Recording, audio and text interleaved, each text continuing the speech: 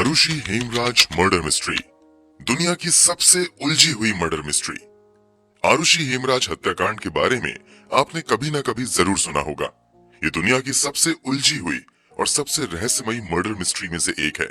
जब आरुषि और हेमराज की हत्या की खबर आई थी, तब सबसे बड़ा सवाल ये था कि आरुषि और हेमराज की हत्या किसने और क्यों की है। कमाल की बात तो ये है कि सालों बीत गए, दर्जनों पुलिस और सीबीआई की दो टीम भी जांच करके चली गईं। सालों तक मामला अदालत में भी चला, मगर आज भी सवाल वही है कि आरुषि और हेमराज की हत्या किसने और क्यों की थी। इस केस की जितनी गहराई से जांच की गई, उतनी ही नई कहानी निकलकर सामने आती गई और केस उलझता गया।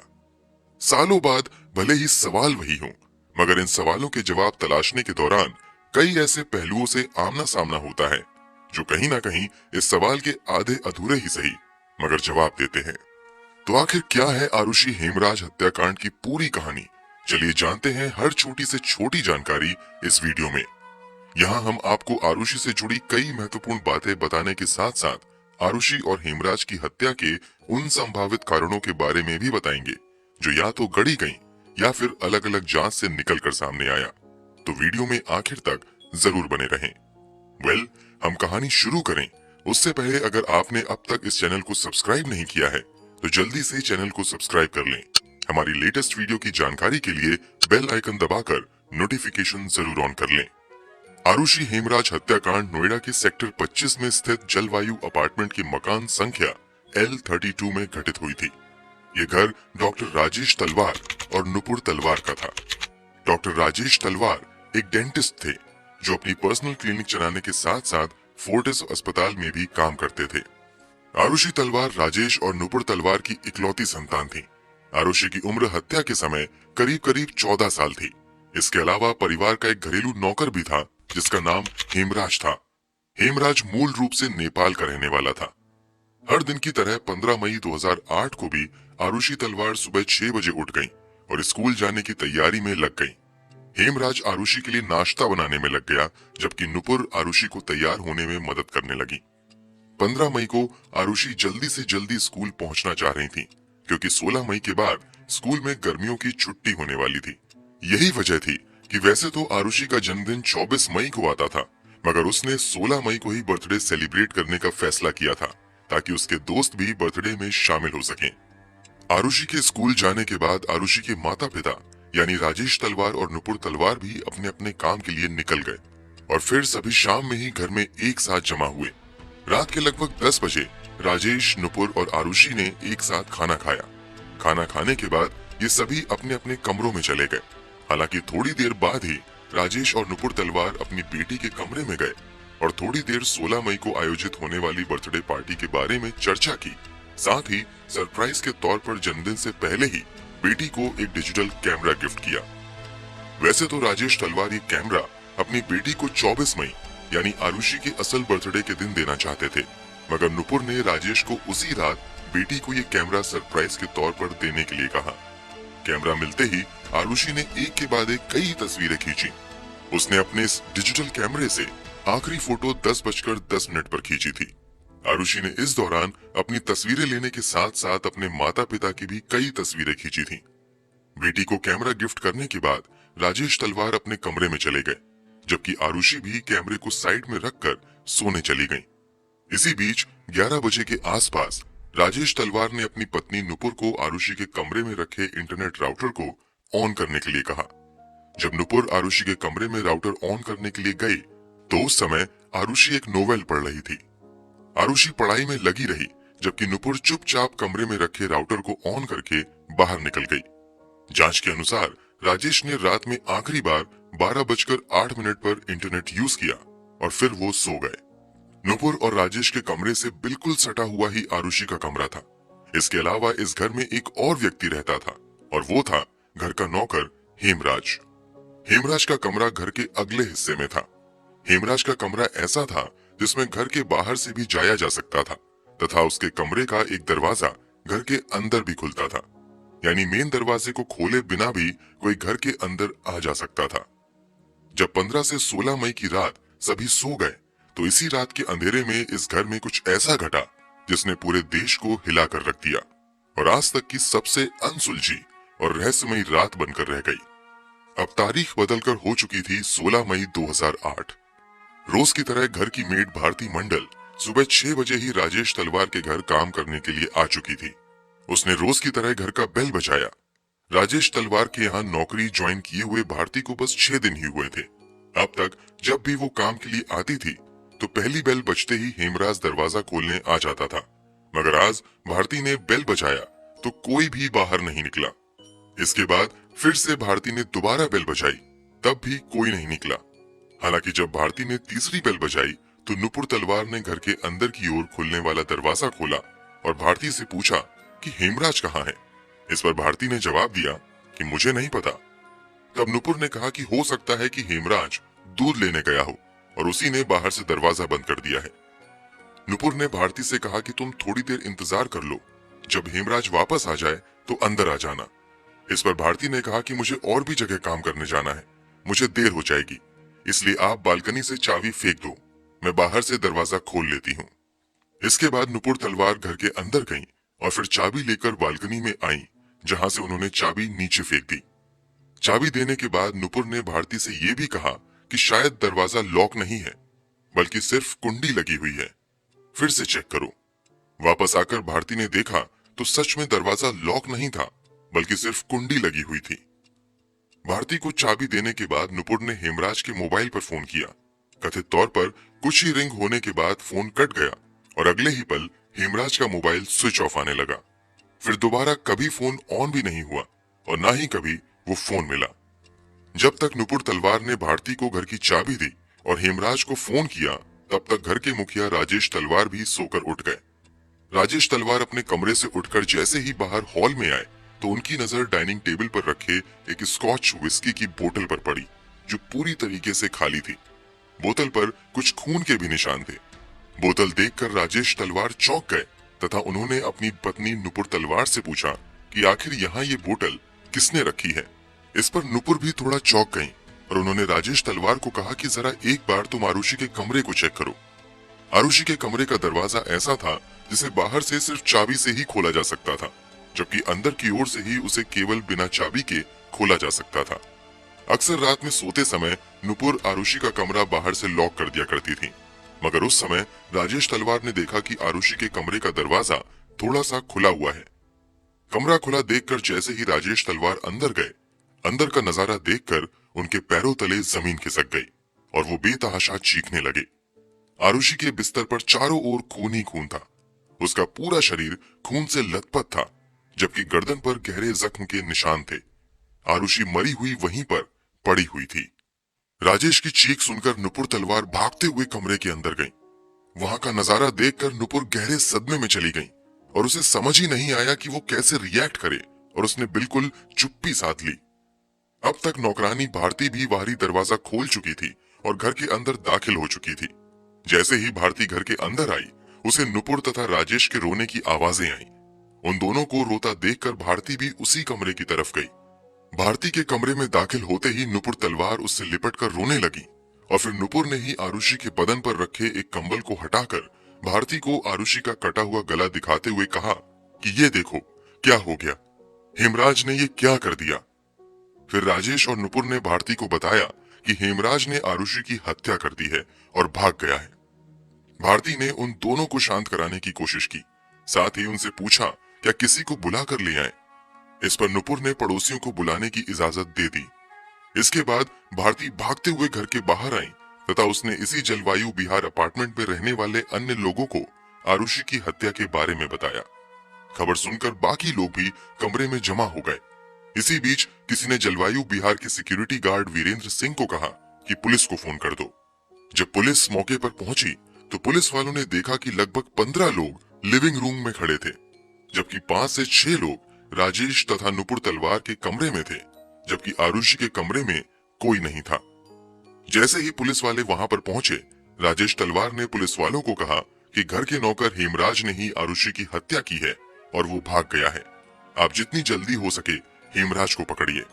क्योंकि हेमराज सच में गायब था, इसलिए पुलिस वालों को लगता है कि पहले हेमराज ने शराब पी और फिर शराब के नशे में आकर वो आरुषि के कमरे में चला गया जहां उसने आरुषि के साथ जोर जबरदस्ती करने की कोशिश की।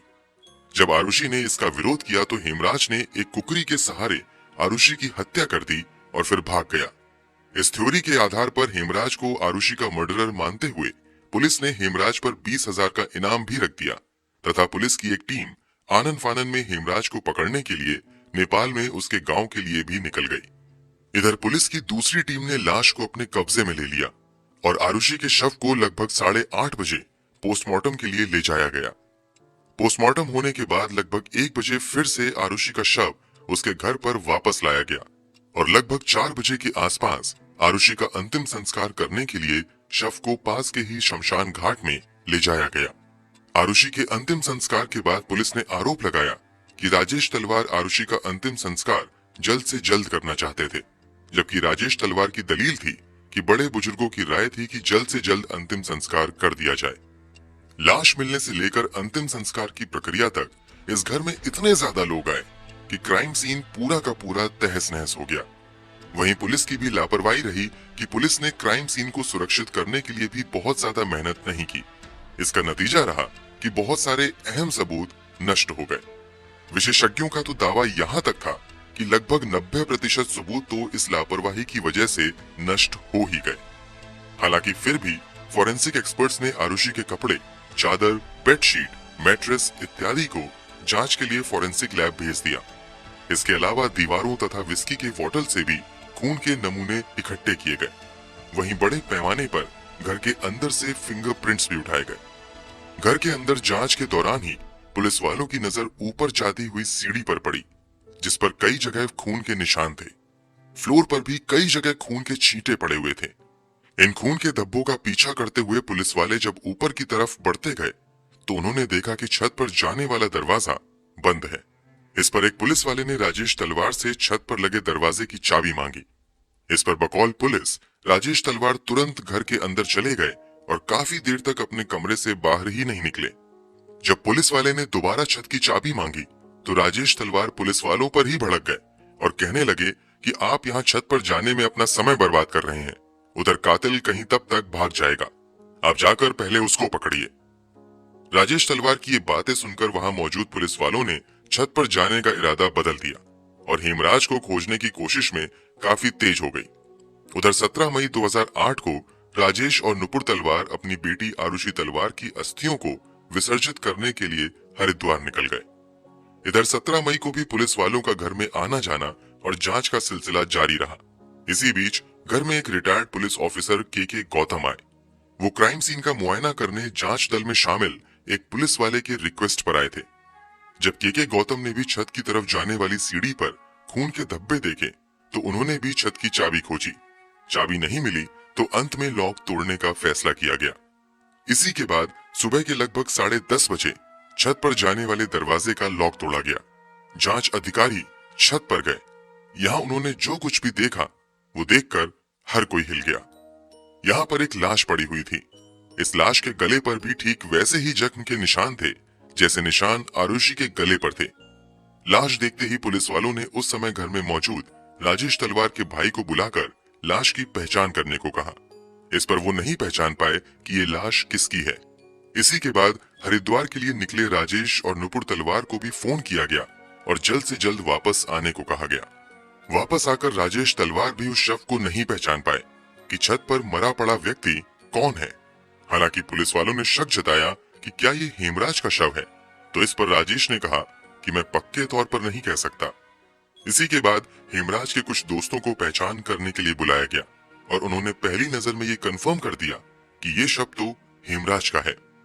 मतलब जिस हेमराज को अब तक आरुषि का कातिल मानकर पुलिस ढूंढ रही थी, उसकी लाश खून में डूबी हुई छत पर कोने में पड़ी हुई थी। अब पुलिस के सामने ये पता लगाने की चुनौती थी कि आखिर इन दोनों का कातिल कौन है।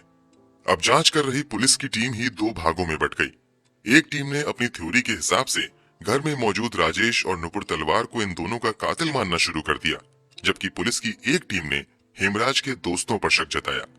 अपनी शुरुआती इन्वेस्टिगेशन के बाद पुलिस ने हेमराज के दोस्त विष्णु शर्मा को सस्पेक्ट मानते हुए जांच आगे बढ़ाई। पहले विष्णु शर्मा ही राजेश तलवार के यहाँ काम किया करता था, मगर जब वो छुट्टी पर चला गया तो राजेश तलवार ने हेमराज को परमानेंट जॉब पर रख लिया था।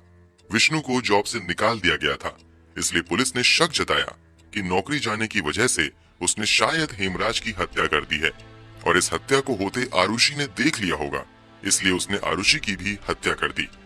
इसी के बाद पुलिस ने विष्णु शर्मा को हिरासत में ले लिया और पूछताछ शुरू कर दी, मगर कुछ ही जांच के बाद कंफर्म हो गया कि हत्या वाली रात तो विष्णु शर्मा भारत में नहीं बल्कि नेपाल में था। मतलब अब तक दो लोगों पर कातिल होने का शक जताया गया था, जिसमें एक का खुद कत्ल हो चुका था और दूसरा उस रात नेपाल में ही था। यानी अब पुलिस को नए कातिल की तलाश थी और अब पुलिस की टीम ने जिसे कातिल मानना शुरू कर दिया, उस पर एक बार तो किसी के लिए भी यकीन करना मुश्किल था। पुलिस की जांच अलग चल रही थी तो दूसरी तरफ इस केस को जबरदस्त मीडिया कवरेज मिल रही थी और दिन रात प्रिंट मीडिया से लेकर इलेक्ट्रॉनिक मीडिया तक आरुषि की ही खबरें चल रही थीं। उन खबरों में कुछ चैनल्स पर आरुषि के माता पिता पर ही शक जताया गया। बस यहीं से पुलिस को भी नया सस्पेक्ट मिल गया और पुलिस ने 23 मई 2008 को आरुषि के माता पिता राजेश और नुपुर तलवार को पहली बार पूछताछ के लिए पुलिस लाइन एरिया में बुलाया। यहाँ से राजेश को लोकल मजिस्ट्रेट के पास ले जाया गया, फिर वहां से उन्हें गिरफ्तार करके डासना जेल भेज दिया गया। इसी के बाद पुलिस ने आरुषि हेमराज हत्याकांड के सिलसिले में पहली बार डिटेल प्रेस कॉन्फ्रेंस की और इसमें एक ऐसा खुलासा किया या कहें कि दावा किया जिसे सुनकर हर कोई हैरान रह गया। Inspector general of police Gurudarshan Singh ने 23 मई को दावा किया कि पूछताछ में खुलासा हुआ है कि राजेश तलवार का extra marital affair Anita Durrani के साथ चल रहा था। इस बात की जानकारी आरुषि के एक दोस्त अनमोल ने आरुषि को दी थी। इस पर आरुषि अपने पिता से नाराज हो गई थी और उसने इस पर ऑब्जेक्शन किया था। पुलिस के मुताबिक पिता के एक्स्ट्रा मैरिटल अफेयर से आरुषि पर काफी बुरा असर हुआ और उसने खुद को घर में कैद कर लिया। यहाँ तक कि वो कथित तौर पर हेमराज के साथ सेक्सुअल रिलेशनशिप में आ गई। इसी के बाद 15 मई 2008 की रात जब राजेश तलवार सोने चले गए, तब आरुषि के कमरे में हेमराज आ गया। जब दोनों संबंध बना रहे थे, तभी राजेश तलवार किसी काम से कमरे से निकलकर बाहर आए तो उन्हें आरुषि का कमरा थोड़ा खुला हुआ दिखा। इस पर वो अंदर चले गए, जहां उन्होंने देखा कि दोनों आपत्तिजनक स्थिति में हैं। ये देखकर राजेश तलवार को गुस्सा आ गया और उन्होंने हेमराज को मारना शुरू कर दिया और मारते हुए उसे छत पर ले गए, जहां फिर उसके सर पर किसी भारी चीज से वार किया और फिर अपने सर्जिकल ब्लेड से उसका गला काट दिया और छत के दरवाजे को बंद कर दिया। फिर राजेश तलवार नीचे आए, उन्होंने काफी अधिक मात्रा में शराब पी और फिर कमरे में जाकर अपनी बेटी की भी हत्या कर दी। ये शब्द हमारे नहीं है, बल्कि ये दावा पहली बार पुलिस की ओर से ही किया गया था। इस बयान के बाद पुलिस पर आरुषि के चरित्र हनन का आरोप लगने लगा और पुलिस की बहुत ज्यादा खिंचाई होने लगी। इसी के बाद पुलिस वालों ने अपना बयान बदलते हुए ये दावा किया कि आरुषि को अपने पिता राजेश तलवार के एक्स्ट्रा मैरिटल अफेयर के बारे में पता चल गया था तथा वो अपने पिता को ब्लैकमेल करने लगी थी, जिससे राजेश तलवार को गुस्सा आ गया और उन्होंने गुस्से में आकर अपनी बेटी की हत्या कर दी। राजेश को ऐसा करते हुए हेमराज ने देख लिया था। बस उसी गवाह को मिटाने के लिए राजेश ने हेमराज की भी हत्या कर दी। पुलिस ने आरोप लगाया कि दोनों की हत्या के बाद सबूत मिटाने में राजेश तलवार की पत्नी नुपुर तलवार ने भी अपने पति का साथ दिया। इसी के बाद जांच आगे बढ़ती रही। मामले की गर्माहट को देखते हुए केस 1 जून 2008 को सीबीआई को सौंप दिया गया। सीबीआई ने जैसे ही केस अपने हाथ में लिया, जांच का रुख ही बदल गया। शुरुआती जांच में ही सीबीआई टीम को कुछ ऐसे क्लू मिले जिससे उनका शक अब राजेश तथा नुपुर तलवार से हटकर राजेश तलवार की क्लिनिक पर काम करने वाले कृष्णा थडरई पर चला गया। दरअसल जांच पड़ताल के दौरान सीबीआई टीम को पता चलता है कि आरुषि की हत्या से ठीक 2 दिन पहले क्लिनिक पर काम करते समय कृष्णा ने कुछ गलती कर दी थी। इस पर राजेश तलवार ने कृष्णा को बुरी तरीके से डांटा था। इसी के बाद एक दिन कृष्णा ने हेमराज से कहा कि मैं राजेश को बहुत जल्द सबक सिखाऊंगा। ये बात राजेश तलवार के ड्राइवर उमेश शर्मा ने सुनी थी। इसी की गवाही के बाद पुलिस ने शक के आधार पर 7 जून 2008 को कृष्णा को हिरासत में लेते हुए पूछताछ शुरू कर दी। जैसे ही सीबीआई की टीम कृष्णा के कमरे की तलाशी लेने लगी तो वहां उन्हें एक तकिए का कवर मिला जिस पर खून के कुछ निशान थे। इसके अलावा एक कुकरी भी मिला। शक जताया गया कि इसी कुकरी से दोनों हत्या को अंजाम दिया गया होगा। इसके अलावा कमरे से एक ट्राउजर भी बरामद हुआ जिस पर खून के कुछ निशान थे। ये चीजें इस बात की ओर इशारा कर रही थी कि शायद अब असली कातिल पकड़ा गया है।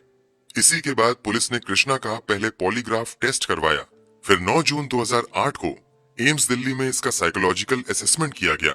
फिर 12 जून को कृष्णा का नार्को टेस्ट भी किया गया। नार्को टेस्ट तथा पॉलीग्राफ टेस्ट के आधार पर 13 जून 2008 को सीबीआई की टीम ने कृष्णा को गिरफ्तार कर लिया। नार्को टेस्ट के दौरान कृष्णा ने अपने दोस्त राजकुमार का नाम भी लिया था। राजकुमार राजेश तलवार के दोस्त के यहाँ घरेलू नौकर के तौर पर काम करता था। राजकुमार का नाम आते ही 23 जून को पुलिस ने राजकुमार को भी हिरासत में ले लिया और फिर उसका भी polygraph test, psychological assessment, brain mapping तथा नार्को टेस्ट किया गया और इन सभी के आधार पर राजकुमार को 27 जून को सीबीआई ने गिरफ्तार कर लिया। ये आरुषि हेमराज कत्ल में दूसरी गिरफ्तारी थी। सीबीआई ने तीसरी गिरफ्तारी 30 जून 2008 को विजय मंडल उर्फ शंभू के रूप में की। विजय मंडल आरुषि तलवार के पड़ोसी पुनीत टंडन के यहाँ काम करता था। अब तक पुलिस 3 लोगों को गिरफ्तार कर चुकी थी।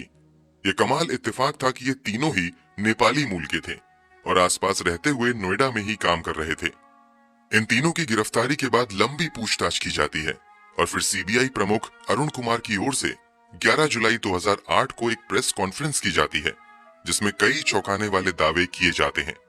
प्रेस कॉन्फ्रेंस में अरुण कुमार दावा करते हैं कि सीबीआई को राजेश तलवार तथा नुपुर तलवार के खिलाफ एक भी ऐसा ठोस सबूत नहीं मिला है जिससे ये साबित हो कि इन्होंने हेमराज या फिर आरुषि की हत्या की हो। 20 जून 2008 को राजेश तलवार का पहला तथा 25 जून को आरुषि की मां नुपुर तलवार का दूसरा लाई डिटेक्टर टेस्ट किया गया। उसमें भी पुलिस को कोई क्लू नहीं मिला। हालांकि सीबीआई ने राजेश और नुपुर को क्लीन चिट नहीं दी थी। दूसरी तरफ सीबीआई ने ये जानकारी दी कि कृष्णा, राजकुमार और विजय मंडल ही फिलहाल प्राइम सस्पेक्ट हैं। दावा ये भी किया गया कि इन तीनों में से 2 लोगों ने आरुषि और हेमराज की हत्या की बात भी कबूल कर ली है। कृष्णा, राजकुमार और शंभू से पूछताछ के आधार पर सीबीआई के जॉइंट डायरेक्टर अरुण कुमार ने प्रेस कॉन्फ्रेंस के दौरान आरुषि और हेमराज की हत्या के कुछ संभावित कारण भी बताए। हत्या के प्राइम सस्पेक्ट में से एक राजकुमार के पॉलीग्राफ टेस्ट तथा नार्को टेस्ट के मुताबिक हत्या वाली रात यानी 15 मई 2008 को हेमराज ने राजकुमार, कृष्णा और मंडल को अपने कमरे में पार्टी के लिए बुलाया था। यहाँ चारों बैठकर शराब पीने लगे। यहीं पर एक बार फिर से कृष्णा ने पिछले दिनों राजेश तलवार द्वारा की गई अपनी बेइज्जती के बारे में बात की और कहा कि मैं इसका बदला राजेश तलवार से जरूर लूंगा। राजकुमार के बयान के मुताबिक जब कृष्णा राजेश तलवार के खिलाफ ये बातें कर रहा था तो ये सभी बातें आरुषि ने सुन ली। आरुषि ने लोगों से कहा कि मैं इस बारे में अपने पिता से तुम्हारी शिकायत करूंगी। इस पर कृष्णा को गुस्सा आ गया और उसने अपने पास में रखी कुकरी निकाली और आरुषि के कमरे में जाकर उसकी हत्या कर दी। आरुषि की हत्या करने के बाद कृष्णा भागने लगा, जिस पर हेमराज ने उसे पकड़ने की कोशिश की। इस पर कृष्णा का साथ देने के लिए राजकुमार भी उसके साथ में आ गया और दोनों खींचते हुए हेमराज को छत पर ले गए और फिर वहां हेमराज की हत्या कर दी और छत से लगे दरवाजे को बंद करके छत से ही भाग गए।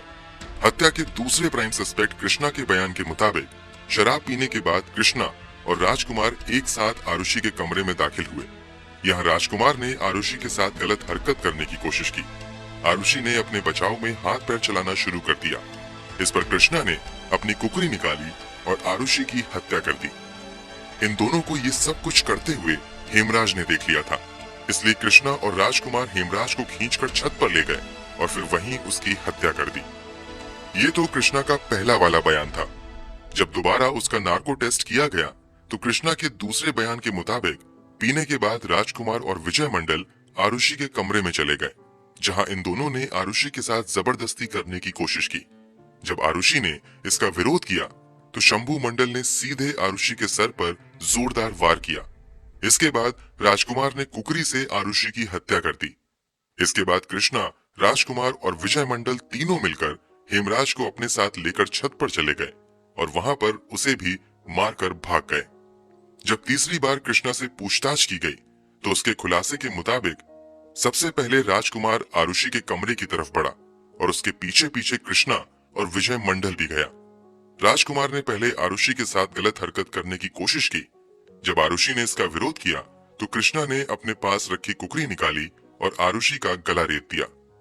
कृष्णा को ये सब कुछ करते हेमराज ने देख लिया और वो कहने लगा कि मैं इसके बारे में राजेश तलवार को सब कुछ बता दूंगा। इस पर हेमराज को लेकर ये तीनों छत पर चले गए, जहां पर इसकी हत्या करने के बाद वो सभी भाग गए। इसी खुलासे के बाद 12 जुलाई 2008 को राजेश को बेल मिल गई तथा उन्हें लगभग 50 दिन बाद जेल से रिहा कर दिया गया। दूसरी तरफ राजकुमार, कृष्णा और विजय मंडल के खिलाफ जांच आगे बढ़ाई गई। सीबीआई की टीम ने तीनों नौकरों को कातिल मानते हुए जांच आगे बढ़ाई। आगे की जांच में कृष्णा के मकान मालिक के जौहरी ने गवाही दी कि 15 मई की रात तो कृष्णा उनके ही घर पर था और रात में भी कई बार उन्होंने उसे घर में ही देखा। दूसरी तरफ हत्या के दूसरे प्राइम सस्पेक्ट विजय मंडल के मालिक पुलिस टंडन ने जांच कर रही टीम के सामने गवाही दी कि उन्होंने भी विजय मंडल उर्फ शंभू को 15 मई की रात अपने घर में ही देखा था और वो कहीं बाहर भी नहीं निकला था। तीसरे प्राइम सस्पेक्ट राजकुमार के एम्प्लॉयर अनीता दुर्रानी ने गवाही दी कि राजकुमार 15 मई की रात लगभग 12:30 बजे तक तो उनके घर के अंदर ही था। जलवायु विहार अपार्टमेंट में कम से कम उस रात 6 गार्ड तैनात थे। गार्ड में से किसी ने भी इस बात की पुष्टि नहीं की कि उस रात राजकुमार, कृष्णा या विजय मंडल में से कोई भी उस अपार्टमेंट में दाखिल हुआ था।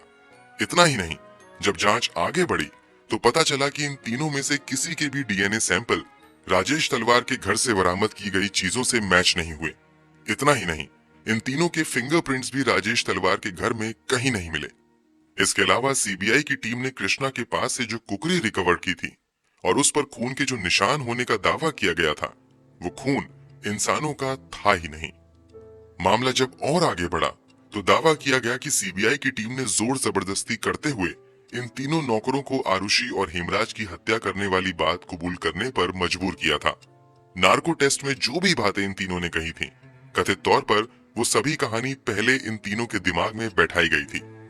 अभी जांच चल ही रही थी कि सितंबर 2008 में अब तक आरुषि हेमराज हत्याकांड की जांच कर रही सीबीआई टीम को हटाकर इस केस की जांच सीबीआई की नई टीम के हाथों में दे दी गई। सीबीआई की पुरानी टीम जिन तीनों को अब तक प्राइम सस्पेक्ट मानते हुए जांच कर रही थी, उन तीनों को ही सितंबर 2008 में सबूत की कमी होने की वजह से रिहा कर दिया गया। जेल से छूटने के बाद प्राइम सस्पेक्ट में से एक विजय मंडल ने दावा किया कि सीबीआई ने उन्हें दिमागी और शारीरिक तौर पर काफी टॉर्चर किया था। सीबीआई की नई टीम का गठन एसपी नीलम किशोर के नेतृत्व में किया गया तथा एडिशनल एसपी एजीएल कॉल को इन्वेस्टिगेटिंग ऑफिसर बनाया गया। सीबीआई की नई टीम ने फिर से नए सिरे से जांच करनी शुरू कर दी और पूछताछ की शुरुआत आरुषि के पोस्टमार्टम करने वाले डॉक्टरों की टीम से की। पूछताछ के दौरान डॉक्टर सुनील दोहरा तथा डॉक्टर नरेश राज ने नया खुलासा करते हुए कहा कि आरुषि के पोस्टमार्टम के दौरान उन्होंने देखा कि आरुषि के हाईमैन क्षतिग्रस्त थे तथा ऐसा लग रहा था कि आरुषि के मरने के बाद उसके प्राइवेट पार्ट्स को काफी अच्छे से साफ किया गया था। दूसरी तरफ डॉक्टर नरेश राज ने सीबीआई के सामने गवाही दी कि हेमराज के सूचे हुए प्राइवेट पार्ट इस बात की ओर इशारा कर रहे थे कि अंतिम समय में हेमराज सेक्सुअल इंटरकोर्स में शामिल था। फिर अक्टूबर 2009 में क्राइम सीन को फिर से रिक्रिएट किया गया और सीबीआई की नई टीम ने दावा किया कि आरुषि के कमरे की जो हालत लोगों ने हत्या के बाद देखी थी, दरअसल वो बनाई गई थी। यानी हत्या करने के बाद चीजों को अपने हिसाब से सही किया गया और फिर लोगों को आरुषि की हत्या की खबर दी गई। जांच में यह भी खुलासा हुआ कि जिस समय आरुषि का पोस्टमार्टम हो रहा था, उसी समय आरुषि के पिता राजेश तलवार ने अपने एक रिश्तेदार को फोन किया जिसकी पहचान एक रिटायर्ड आला पुलिस ऑफिसर से थी। उन्होंने किसी अज्ञात को फोन किया और फिर उसका फोन पोस्टमार्टम कर रहे डॉक्टर के पास आया। कथित तौर पर यह दावा किया गया कि ये फोन कॉल राजेश तलवार ने डॉक्टरों के पास पोस्टमार्टम रिपोर्ट में कहीं भी आरुषि के रेप होने की बात या फिर प्राइवेट पार्ट में सीमेन मिलने की बात का जिक्र पोस्टमार्टम में ना करने के लिए करवाया था। सीबीआई की नई टीम ने आरुषि तलवार के सर पर लगे चोट की एनालिसिस करते हुए ये अंदाजा लगाया कि ये चोट हो ना हो गोल्फ क्लब से की गई है, क्योंकि इंजरी एक ट्रायंगुलर शेप में था। जांच के दौरान पुलिस ने राजेश तलवार के घर से गोल्फ क्लब का पूरा सेट भी बरामद किया, जिसमें से सीबीआई की ओर से दावा किया गया था कि गोल्फ क्लब नंबर 5 से आरुषि तथा हेमराज के सर पर वार किया गया, जिससे उसकी मौत हुई। हालांकि उस गोल्फ क्लब पर किसी तरह के ब्लड के सैंपल नहीं मिले, ना ही वहां से कोई डीएनए या फिर कोई बायोलॉजिकल फ्लूइड भी बरामद किया जा सका। बाद में उन गोल्फ क्लब को कुछ विशेषज्ञों के पास भेजा गया तो उन्होंने अपनी रिपोर्ट में कहा कि वहां मौजूद सभी गोल्फ स्टिक्स में से एक स्टिक को देखकर ऐसा लग रहा था कि हाल ही में काफी अच्छे से साफ की गई हो, इसलिए उन पर से सारे सबूत भी मिट गए हैं। इसके बाद सीबीआई ने अपनी जांच आगे बढ़ाई और 18 से 19 मई के बीच 2010 में एक बार फिर से राजेश तलवार को पूछताछ के लिए बुलाया गया। सभी पूछताछ तथा लंबी जांच के बाद भी सीबीआई टीम को कोई पुख्ता सबूत नहीं मिले। इसी के आधार पर 29 दिसंबर 2010 को सीबीआई की नई टीम ने कोर्ट में इस केस को बंद करने के लिए क्लोजर रिपोर्ट फाइल कर दी। हालांकि इस रिपोर्ट में राजेश तलवार पर आरुषि और हेमराज की हत्या का शक सीबीआई ने जताया, जबकि नौकरों को रिपोर्ट में बेगुनाह बताया गया। अपनी क्लोजिंग रिपोर्ट में सीबीआई ने कहा कि इस बात के कोई सबूत नहीं मिले हैं कि हेमराज का कत्ल आरुषि के कमरे में हुआ था। हेमराज के ब्लड सैंपल भी कहीं भी आरुषि के कमरे में नहीं मिले। इसके अलावा राजेश या नुपुर के कपड़ों से भी हेमराज के सैंपल नहीं मिले। सीबीआई टीम को हत्या में इस्तेमाल किए गए हथियार भी कभी नहीं मिले। हालांकि रिपोर्ट में सीबीआई ने दावा किया कि जैसा कट आरुषि और हेमराज के गले पर था, उसे देखते हुए लग रहा था कि ये किसी प्रोफेशनल ने सर्जिकल ब्लेड से ही किया है। चूंकि डॉक्टर राजेश तलवार और नुपुर डॉक्टर थे, ऐसे में संभावना जताई गई कि उन्होंने ही सर्जिकल ब्लेड से इन दोनों का गला काटा है। राजेश और नुपुर की बेगुनाही की सबसे बड़ी वजह यह भी रही कि किचन में जो शराब की बोतल रखी थी, उस पर जो फिंगरप्रिंट्स मिले और जो खून के निशान उस बोतल पर थे, वो ना तो पहले के 3 क्राइम सस्पेक्ट से मैच हुए और ना ही राजेश और नुपुर के सैंपल से मैच हुआ। इसके अलावा पूरे केस में हत्या के क्लियर कट मोटिव का भी पता नहीं चल पाया। इन सभी के आधार पर सीबीआई ने कोर्ट से इस केस को बंद करने की अपील की। केस बंद करने की बात तो ठीक थी, मगर इस क्लोजिंग रिपोर्ट में राजेश तलवार पर जो उंगली उठाई गई थी, उससे राजेश तलवार खुश नहीं थे और वो खुद पर की गई सीबीआई की टिप्पणी के खिलाफ कोर्ट पहुंच गए। राजेश तलवार को ये कदम कुछ हद तक उनके लिए आत्मघाती साबित हुआ, क्योंकि वो कोर्ट में बेगुनाह साबित होने गए थे, मगर वहां वो उल्टा फंस गए और एक बार फिर से केस की जांच शुरू हुई। कोर्ट ने क्लोजर रिपोर्ट को चार्जशीट में बदलकर राजेश और नुपुर तलवार पर ही मामला दर्ज करते हुए फिर से जांच करने का आदेश दिया। कोर्ट का मानना था कि राजेश और नुपुर तलवार पर मामला दर्ज करने के लिए पर्याप्त सबूत हैं। अब इस नई जांच के बाद सीबीआई के एडिशनल एसपी एजीएल कॉल ने आरुषि हेमराज हत्या की नई थ्योरी पेश की। सीबीआई के मुताबिक 15 से 16 मई की रात राजेश तलवार जब अपने कमरे में सो रहे थे, तो उन्हें कुछ आवाज सुनाई दी। आवाज सुनकर वो अपने कमरे से बाहर आए और हेमराज के कमरे की तरफ गए। वहां उन्होंने देखा कि कमरे में कोई नहीं है। फिर उन्होंने ध्यान दिया तो उन्हें एहसास हुआ कि आवाज तो आरुषि के कमरे से आ रही है। इसी के बाद उन्होंने हेमराज के कमरे में रखे एक गोल्फ स्टिक को अपने हाथ में लिया और दौड़ते हुए आरुषि के कमरे में पहुंचे। यहाँ उन्होंने देखा कि आरुषि और हेमराज एक साथ बिस्तर पर हैं। सीबीआई ने इसे ऑब्जेक्शनेबल पोजीशन के तौर पर डिस्क्राइब किया है। हेमराज और आरुषि को इस हालत में देखकर राजेश तलवार बहुत ज्यादा गुस्से में आ गए और उन्होंने पूरी ताकत से वो गोल्फ स्टिक हेमराज के सर पर दे मारा। पहली बार लगते ही हेमराज लड़खड़ा गया। अगले ही पल जब राजेश तलवार ने दूसरी बार गोल्फ स्टिक चलाई, तब तक हेमराज वहां से नीचे गिर गया और वो स्टिक गलती से आरुषि के सर पर जा लगी। क्योंकि दोनों के ही सर पर काफी तेज वार किया गया था, इसलिए चोट लगते ही दोनों की जान चली गई। इस हो हल्ले के बीच बगल के कमरे में सो रही नुपुर तलवार भी जग गई और वो भी कमरे से निकलकर भागती हुई आरुषि के कमरे में आई। यहाँ उन्होंने देखा कि आरुषि और हेमराज मर गए हैं।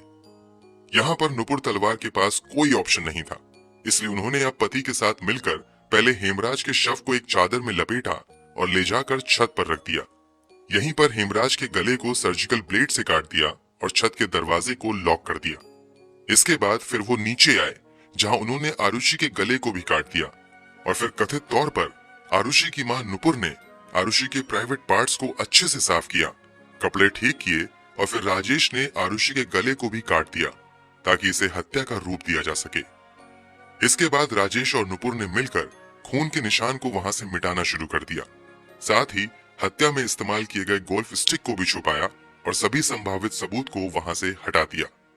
इसके बाद फिर राजेश तलवार अपने कमरे से बाहर निकल कर आए और घर में दाखिल होने वाले दरवाजे को बाहर से लॉक कर दिया और वहां से हेमराज के कमरे से होते हुए फिर से घर के अंदर चले गए, ताकि सुबह ये बताया जा सके कि किसी ने बाहर से दरवाजा लॉक कर दिया है। इसके बाद राजेश तलवार ने घर में रखी स्कॉच विस्की पी और सुबह होने का इंतजार करने लगे। फिर सुबह हुई, घर में मेड आई और यहीं से सब कुछ प्लान के मुताबिक आगे बढ़ता चला गया। सीबीआई की इस नई थ्योरी और पेश किए गए सर्कमस्टेंशियल सबूत को कोर्ट ने सही मानते हुए 25 नवंबर 2013 को राजेश और नुपुर तलवार को आरुषि तथा हेमराज की हत्या का दोषी करार दिया।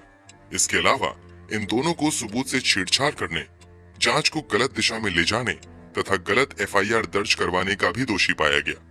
दोषी करार दिए जाने के बाद 26 नवंबर 2013 को आरुषि और हेमराज की हत्या के जुर्म में राजेश तलवार और उनकी पत्नी नुपुर तलवार को कोर्ट की ओर से उम्र कैद की सजा सुनाई गई। कुछ महीने जेल में गुजारने के बाद जनवरी 2014 में राजेश और नुपुर तलवार ने निचली अदालत के फैसले के खिलाफ इलाहाबाद हाई कोर्ट में अपील कर दी।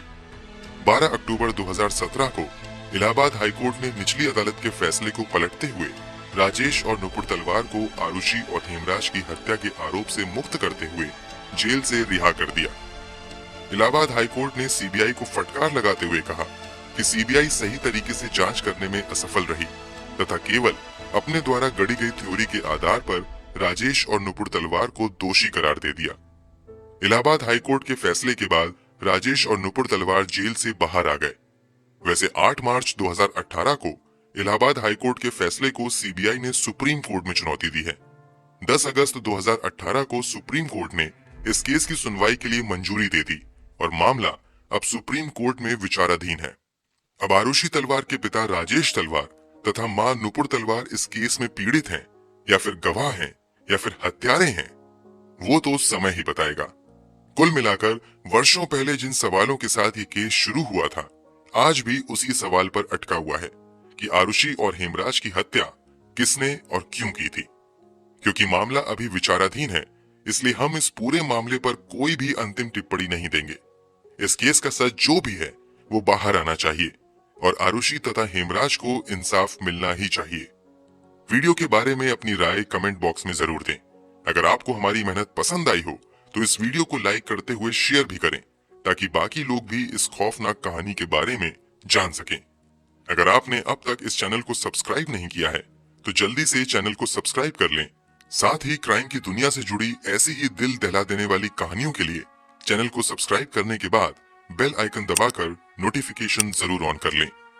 मिलते हैं क्राइम की दुनिया से जुड़ी ऐसी ही एक और सच्ची कहानी के साथ अगले वीडियो में। धन्यवाद।